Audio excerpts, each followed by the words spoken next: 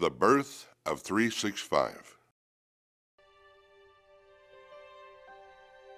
There's a driving force inside Todd and Brad Reed, pushing them to the limits in almost every aspect of their lives. Inherited and learned from the generations before them, the intensity with which Todd and Brad live their lives is sometimes hard to contain. With cameras in hand and a practiced vision of how to see the world in photographs, this father and son photography team unleashes their emotions through their compositions. That total aspect of their photography is what helps set the duo apart. When artists are not able to live their craft on a daily basis, their souls can start to feel constrained and held back in this increasingly hectic world. So was the case for the Reeds. Thus was born the idea for the 365 Project. The 365 Project started out as a simple idea. Todd and Brad Reed would each make one photograph a day for the entire calendar year of 2010. With no self-imposed limits on what subjects to photograph or where to photograph them, the Reeds were set free to soar on a year-long personal vision quest to revitalize their souls and grow as visual artists. Within the first few weeks of shooting the 365 Project, both Todd and Brad started to feel at one again with their cameras and the visual world around. Photography as a full-throttle action sport was back in their lives. They each ran their own race, going in the direction of their own choosing, and yet they worked as a team, like race cars drafting each other to go faster and thereby run their best race. They pushed each other throughout the year to new limits artistically and technically. With Facebook and their business website as the main venues for the 365 Project during 2010, the Reeds focused their energy on making good art every single day. They discovered the expected and the unexpected. The Michigan shoreline, landscape, country, and nature scenes for which they are widely known continued to attract the Reeds' hearts and viewfinders. But images from as far away as Hawaii and as close to home as children and grandchildren show the more personal side of the year for Todd and Brad. Also finding a home in the 365 Project are some photojournalism portraits and a few images so abstract that viewers may not know what they are seeing. The 365 Project quickly grew into a social media phenomenon. The weekly response to the 14 new photos uploaded every Friday afternoon was overwhelming. It was the fans and excited customers whose enthusiastic support and encouragement prompted the Reeds to take the 365 Project beyond a virtual diary to limited edition hardcover art book. The year flew by. The Reeds captured many of the images they had their hearts set on. Others they did not, even after many visits to the same place. Some images were made to their satisfaction and appeared headed for selection as Picture of the Day, only to be dropped when something more compelling presented itself. Sometimes they returned again and again until all the ingredients of a picture were optimum. Sometimes that perfect day never came. Those pictures remain in Todd's and Brad's mental diaries of future pictures, perhaps to be part of a future book. Countless hours of shooting, image processing, and computer work went into the 365 Project. More than 30,000 miles, hundreds of hikes, and thousands of shutter clicks also went by in carrying out a project that would ultimately be edited down to 730 images. Selecting only one moment each day to be included in the 365 Project was both a joyful and painful process. The images that made the cut speak volumes about Todd and Brad Reed personally.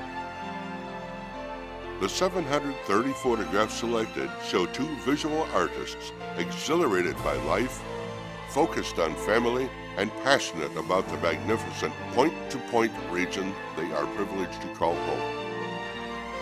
Come and get to know Todd and Brad Reed and see a year in their photographic lives unfold week by week in the critically acclaimed 365, a year in the photographic lives of Todd and Brad Reed.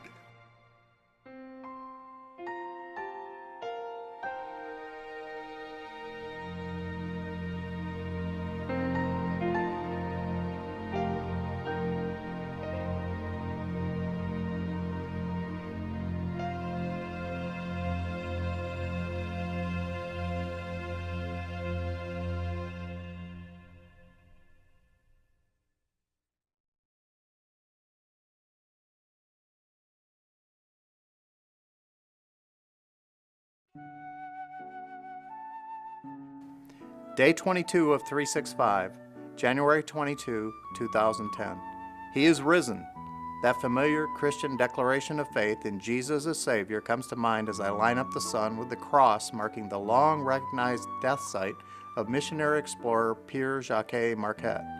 According to the Jesuits, Father Marquette died on May 18, 1675 near this spot between the Pierre Marquette Lake and Lake Michigan.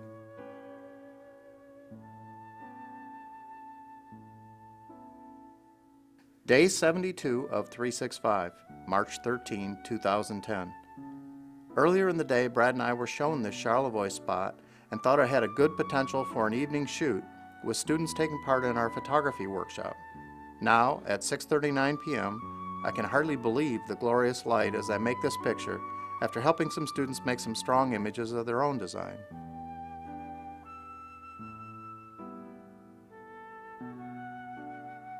Day 122 of 365, May 2, 2010. I am back in the same orchard along Pierre Marquette Highway near Kistler Road to take a picture at 11 a.m. as part of a worldwide photo shoot sponsored by the New York Times. This time, I will include blossoms I chose to leave out 2 days ago when the opportunity to photograph children playing in the dandelions presented itself.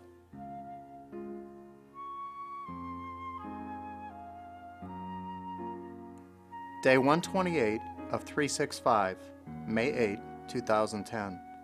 Holy cow, this must be Michigan.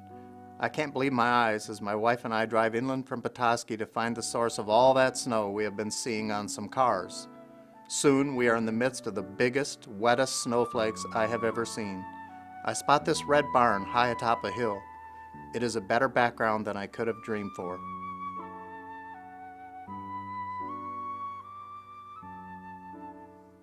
Day 171 of 365, June 20, 2010. One of the most radiant sunsets of the year greets me as I take a hike while my wife and her study buddies continue to study for yet another in a long line of nursing tests. This view of Ludington Harbor is from atop a sand dune near my home at Crosswinds.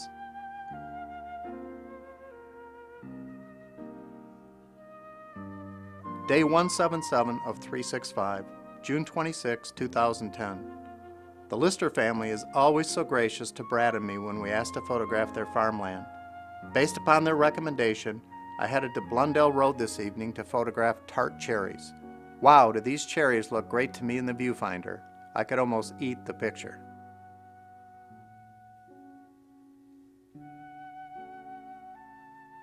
Day 238 of 365, August 26, 2010.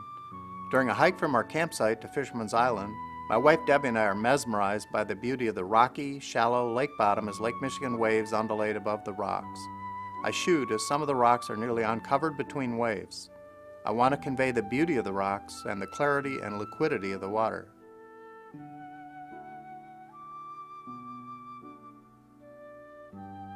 Day 239 of 365, August 27, 2010. Magic light strikes the path to the Green family farm on Beaver Island. Ludington friends Tony and Betty Green invited Debbie and me to visit the 120-acre farm established by Tony's family nearly 150 years ago when they emigrated from the Ironmore Island, Ireland, to this Lake Michigan island.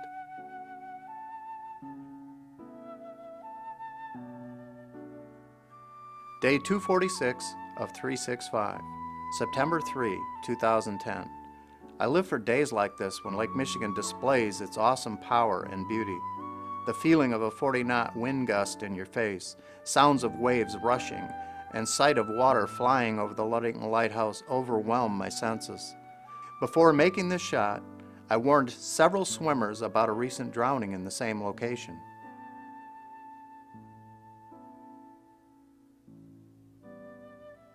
Day 268 of 365, September 25, 2010.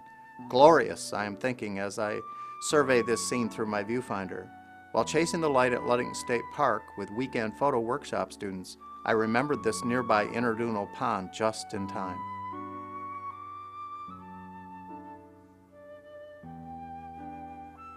Day 272 of 365, September 29, 2010. Hay bales turned to gold in the early morning autumn light in one of Laverne Sobraski's farm fields along South Victory Drive. The Hansons' neighboring Cherry Hill farm stands out in the distance.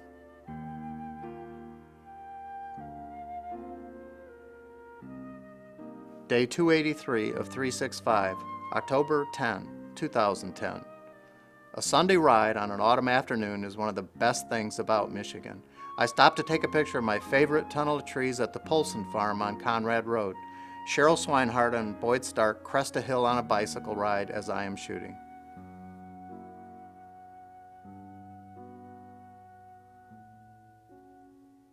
Day 348 of 365, December 14, 2010, is beginning to look a lot like Christmas at the Polson farm. This scene looked like Christmas in the country when I chose to photograph it earlier today. But now I am back because the sun came out and I knew it could make a cheerier Christmas picture.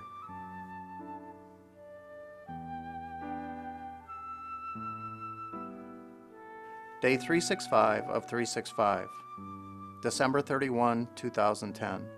Thousands of people pack around downtown Ludington's main intersection for the second annual New Year's Eve ball drop. This is without a doubt the most incredible man-made event I have ever witnessed in our great community.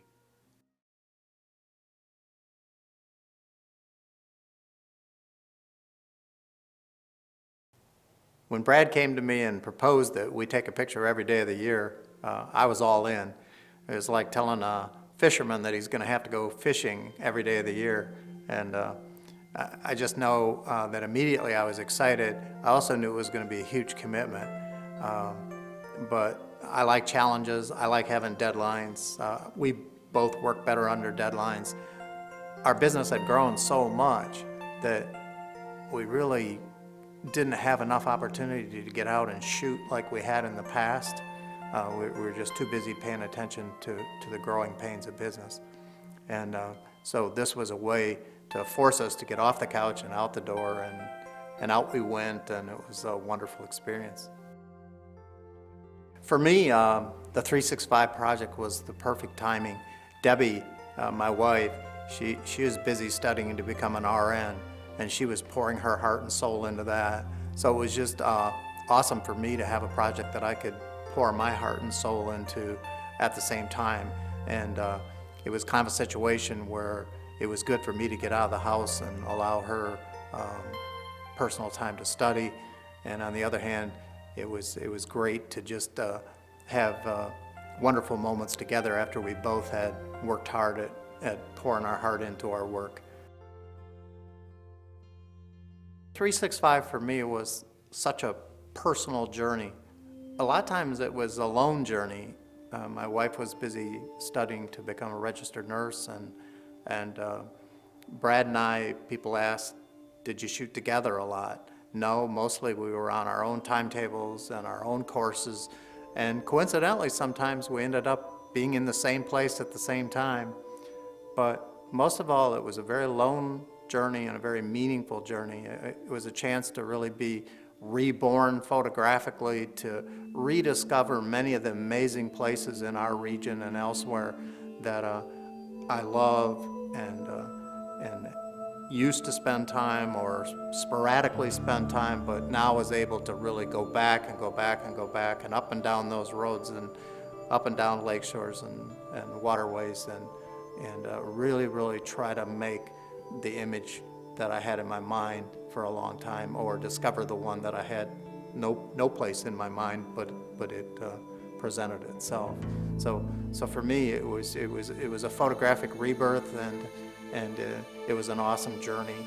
And I think in the process of doing that I experienced many of the same things that people who would view our videos or books of the 365 project experienced during that year. And I think that's one of the big values of the project, and I think people will identify with what we shot, whether that's Lake Michigan storms or a pretty sunset, or whether it's out in a cherry orchard in Riverton Township, or whether it's on a farm on Conrad Road, one of my favorite places, or whether it's seeing a huge buck at the Ludington Pump Storage Hydroelectric Plant. You know, those are things that other people enjoy doing too, or encounter in their jobs and pastimes. So I think that's one of the big values of the project, is that other people co-experienced it in their own ways with their own vision. 365 began, my first image of the year was the ball drop, intersection of downtown Ludington. Several thousand people gathered, all watching this lighted ball coming down into the intersection at the main corners of Ludington. And it was a very amazing man-made experience. That many people gathered in a small town. It was very Norman Rockwell, and I think the image captured that. I wanted to end the project by returning to the ball drop. And so the last picture of the year is not the ball once it touches down, because that started 2010. It's the ball coming down, but it hasn't yet hit. And that picture had even more meaning for me, because I had put my heart and soul for a year into shooting these 365 pictures. And now before me, I had a rerun, only with now, instead of 4,000 people, there were probably 7,000, 8,000, 9,000 people gathered in the street. And the picture was even more beautiful, and the ball is dropping, and it's framed against the black sky. And it reminded me of Ansel Adams' picture of moonrise over Hernandez, New Mexico. It was just a kind of a very, very spiritual picture, and it just said a lot about life and humanity. My wife Debbie likes to say that you never think of anything in life but as a picture. And saying that to me was not a criticism, it's just a fact. I'm so visually oriented. I love seeing and experiencing the peak visual moments of my life. And so does Brad. And I thank Brad for the opportunity to get out there and really experience so many great visual moments in 365 different days. And there's so many images that aren't in the book that didn't make the cut that were still amazing experiences, and many of them great peak moments just didn't make the cut, but they're in my mental diary. You know, some people are hunters and some people are fishermen. For Brad and I, we can be both of those, but most of all, we're photo hunters. And if you were a hunter or fisherman, you'd understand how intense that is, and how you literally are fully engrossed in your photography when we're out there in the world. And there's nothing that I love to do better than photo hunting and finding the found picture. It's going up and down country roads. It's walking the beaches. It's plying Lake Michigan on our little boat and looking for images. It's doing it day after day, night after night. It's literally being out there and searching and trying to be sensitive and find that great moment that is only there for one moment in time.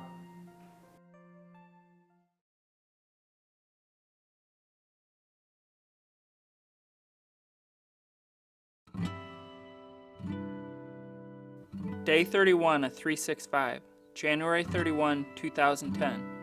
On Sunday afternoons, Betsy and I often take the kids for a Sunday drive. I enjoy driving around looking for photographs and spending quality time with the family.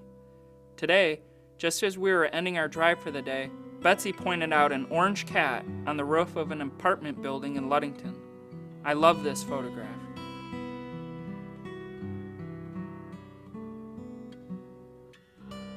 Day 38 of 365, February 7, 2010. My 7th grade science teacher, Diana Kuras, stopped me in the road today and told me about a giant sunbow over Lake Michigan. I was heading out to Summit Township at the time for a Super Bowl party at our friends Paul and Lisa Cooper's new house. It was the largest, most distinct sunbow I have ever witnessed.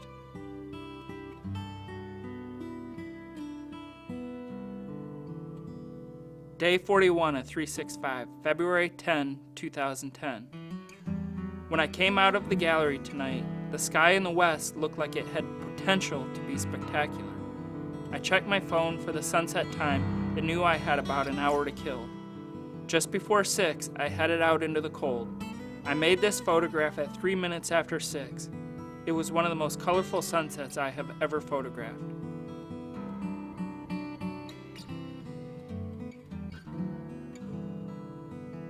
Day 55 of 365, February 24, 2010. I don't consider myself a great wildlife photographer. When I think of some of the all-time greats, I think of Carl Sams, Jim Brandenburg, and Franz Lanting. I was excited this morning when I watched over 20 bald eagles fight over a couple of dead deer north of Custer. I came home with one photograph I was proud of.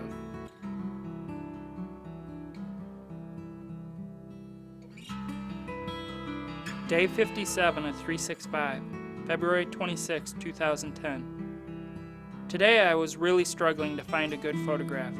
I ended up at the south end of Ferry Street overlooking Pere Marquette Lake. When I got out of my truck, I noticed a bright red spot of color in the distance. I used the snow on the ground to isolate the rose hip against a clean, contrasting background.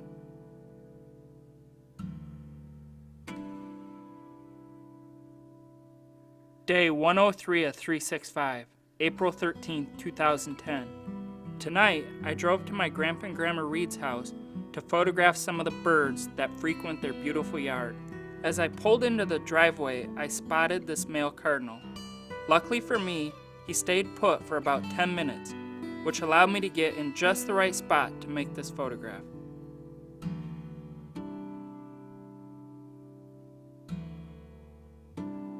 Day 117 of 365. This is another photo of TJ Christensen's 16-foot draft that he cut and welded from the ground up. I got underneath Jeffrey and shot straight up in the air to make some abstract black and white art.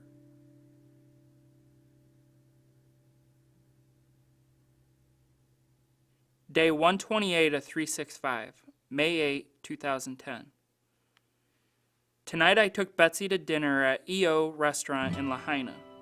The restaurant is right on the ocean and the food is locally grown or caught. I took this photo from our dinner table.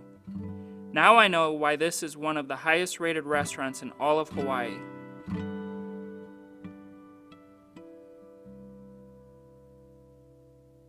Day 142 of 365, May 22, 2010. One of our workshop students and I stumbled upon this fawn near one of the trails north of the Beechwood Campground inside Ludington State Park this morning. The fog and light rain added to the mood.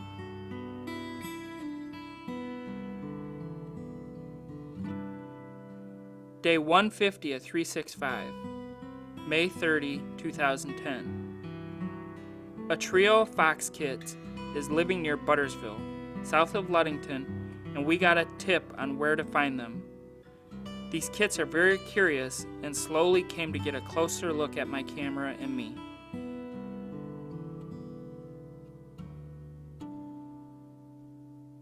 Day 208 of 365, July 27, 2010. I headed to the Western Michigan Fairgrounds in Ludington tonight to find my photograph of the day for the 365 project.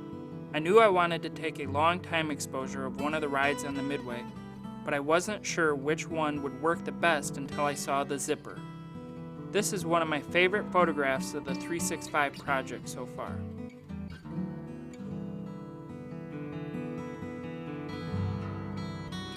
Day 213 of 365, August 1, 2010. Betsy and I took the kids for a walk at Ludington State Park this morning. While hiking, we noticed a large tree that looked like it was billowing smoke from its trunk. To our amazement, it was just steam. As we continued walking, we saw several trees steaming. Eventually, the forest was filled with steam and sunlight.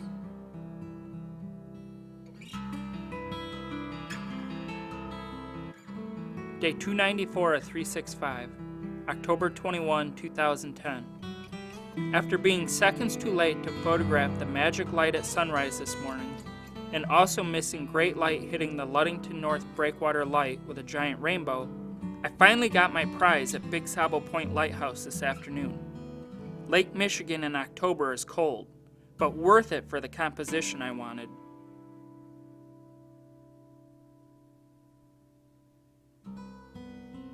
Day 299 of 365, October 26, 2010. The sand hitting my face feels like shards of glass as I make my way to the water's edge at Stearns Park to photograph the Ludington North Breakwater Light. The winds over Lake Michigan at times exceed 60 miles per hour. Magic light, white clouds, and dark blue sky behind are my backdrop. Now I just need a huge wave. Bingo.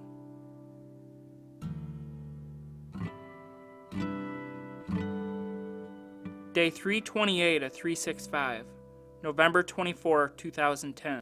You never know when a photographic opportunity is going to present itself. Just as I was taking a drink of water at the Plaza Cafe in Ludington, I noticed the sunlight reflecting in my glass. I grabbed my iPhone and held my glass up against my dad's blue coat and made this photograph.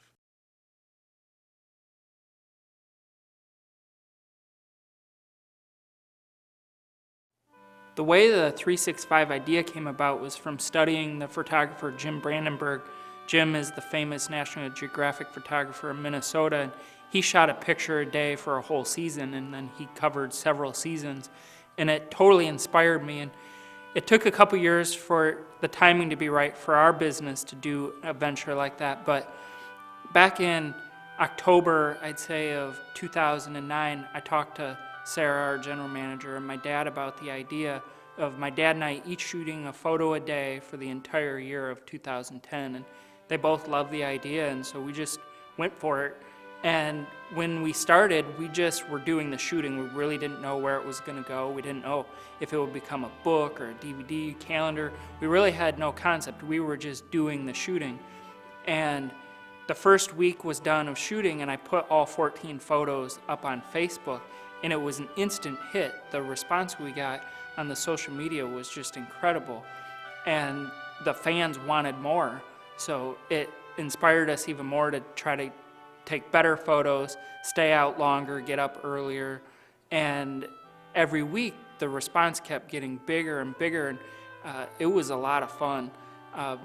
The fans actually started to have a big part in the project.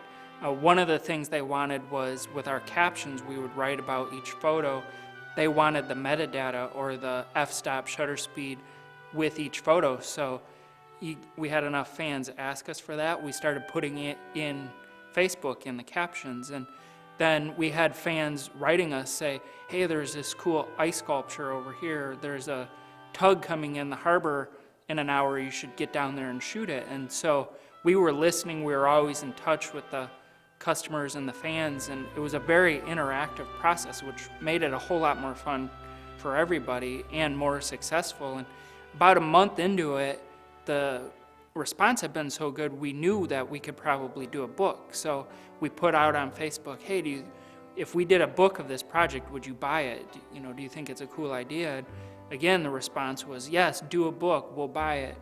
And so we started kind of formulating an idea what the book might be, but still wasn't set in stone. We were just out shooting, having fun, and I was spending a lot of time on the computer every day editing, and I would edit my dad's and my work and tone the images and get them ready so that every Friday or so we could upload those 14 new photos on Facebook. And it became very time-consuming, but it was the coolest, most fun project I've ever done in my life. And I think that excitement comes through in the photos and in the writing.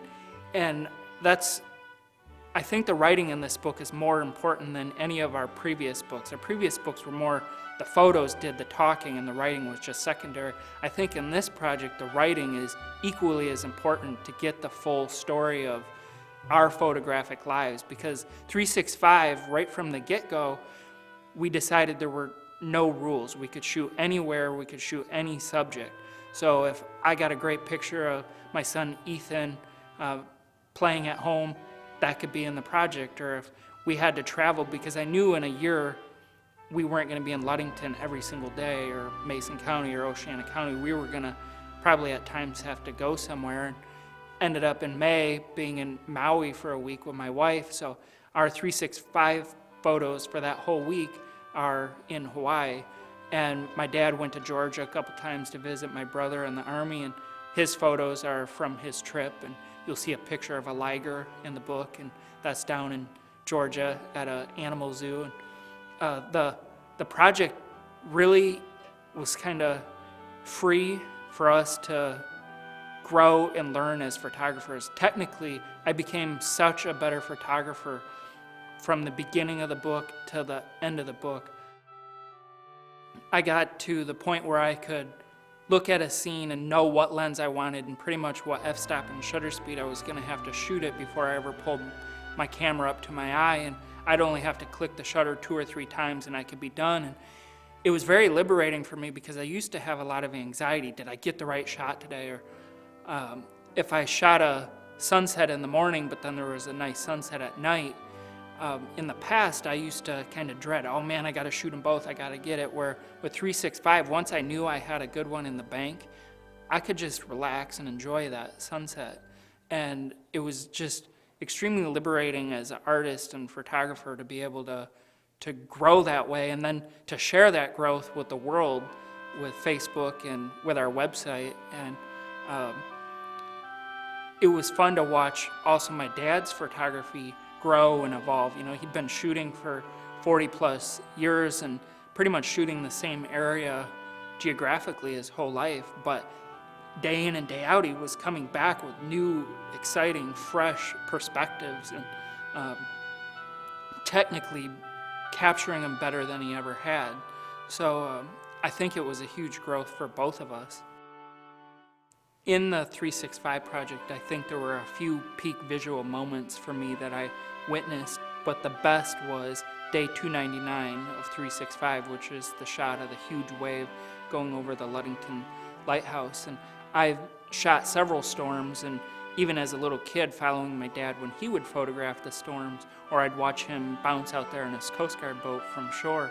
But this storm was so different because it was sunny and beautiful, and the sky was gorgeous, blue with huge billowy clouds, but the wind was 70 miles an hour, the sand was blowing and felt like sandpaper, and so it was the combination of the sunny, beautiful day, but the treacherous storm, and the waves just kept getting bigger and bigger, and we were really busy at the gallery getting ready for a show. I couldn't leave to shoot, but it was the fans of 365 that kind of demanded that we get those peak moments, and I knew if I didn't get out and shoot that storm, I'd be letting a lot of people down. So I put everything at work on hold, went down to the beach, and 20 minutes later I shot the photo of my lifetime. And if it wasn't for the 365 project, I would have never gotten that picture.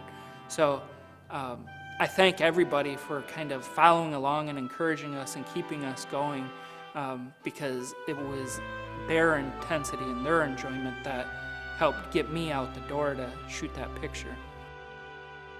One of the funnest parts of 365 for me was watching my daughter Julia, who was 4 for most of 2010, watching her photographically change, and she could start to see pictures when we would drive up to a scene, and she would point things out, and she got really into noticing patterns. They learned patterns at school, and then Betsy and I would kind of foster that idea at home with her arts and crafts, and then we'd be driving around looking for photos, and Julia would start to point out patterns to me. And there's 3 or 4 photos in the book that she actually noticed the pattern before I did, and then I went in and micro-composed and made art out of what she had seen. So that was really cool for me. I also really want to thank Betsy, my wife, for being patient. There were times where I could tell from the sky or the clouds that there was going to be a good sunset, and I'd call her and say, hey, I can't pick up the kids, can you go pick them up? And I might be late for dinner, and she was always very understanding, because this was all-encompassing project, and the photography sometimes had to come first, and she totally understood that. And when we went on our trip to Hawaii, which was kind of the 10-year anniversary of us starting to date, and that's why we went on the trip, I still had to shoot a photo a day, and she was extremely understanding. I took the camera wherever we went, and I just really want to thank her for her patience. And she also edited the book, which she's done with all of our previous books, and her keen eye and sense of language made the writing much better and more professional. If I had to kind of wrap up 365 and how it changed us, I think it just made us better photographers. Now we kind of see that if you get an idea, you can just roll with it. And in today's society, in the fast pace, you don't have to have a concrete set plan, more like we did with the state park book. You can kind of roll with the punches. And that's more what we did with the 365. We listened to people, we got their input, and it evolved, and it became very interactive, and I think in the end it made the project a lot better. It made it a lot more fun for us. And even though 365 just covers the year of 2010 from beginning to end, I think 2010 is going to live for a long time for us personally, but also for our customers and our fans.